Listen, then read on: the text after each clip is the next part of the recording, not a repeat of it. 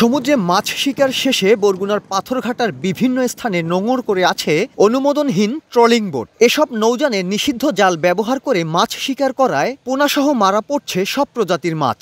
মৎস্যজীবীদের অভিযোগ, ট্রলিং বোটের মাধ্যমে নির্বিচারে মাছ শিকার করায় মাছের ঘাটতি দেখা দিয়েছে। ট্রলিং এমন একটা জিনিস যে ছোট ছোট মাছগুলো ধরা পড়ে। ট্রলিং এ যে পরিমাণে ঝাটকা ইলিশ নিধন করছে তাতে এত পরিমাণে ক্ষতিগ্রস্ত হচ্ছে যে আগামীতে সম্ভবত ইলিশ মাছ থাকবে না দেশে। ট্রলিং এলারা আপনার মনকে মন টনকে টন মাছ আনিয়ে বেচা কিনা হয়, কোস্টগার্ডের নাগায় ডগায় দিয়ে আসে তাকে সামনে পড়ে না। নীতিমালা অনুযায়ী 40 মিটার গভীরতার কম পানিতে মাছ শিকার করতে পারবে না ট্রলিং বোট, কিন্তু এর তোয়াক্কা না করায় ভেস্তে যাচ্ছে উৎপাদন বৃদ্ধির জন্য সরকারের সব পরিকল্পনা। ফিশিং গিয়ার যেগুলো আছে সেগুলো তারা নিজেদের মতো করে মডিফাইড করছে, এটা আমাদের মৎস্য প্রজাতিকে ব্যাপকভাবে ধ্বংস করছে। এদিকে মালিকরা ট্রলিং বোট চলাচলের বিষয়ে রিট আবেদন দাখিল করায় কার্যকরী ব্যবস্থা নিতে পারছে না মৎস্য বিভাগ। আমাদের কিন্তু এর বিরুদ্ধে অভিযানটা অব্যাহত আছে, কিন্তু তারা আবার রিটও করেছে, তো যে কারণে 100% আমরা সফলভাবে কাজ করতেও পারছি না। সমুদ্রে দাপিয়ে বেড়ানো ট্রলিং বোটগুলোর মধ্যে বরগুনার রয়েছে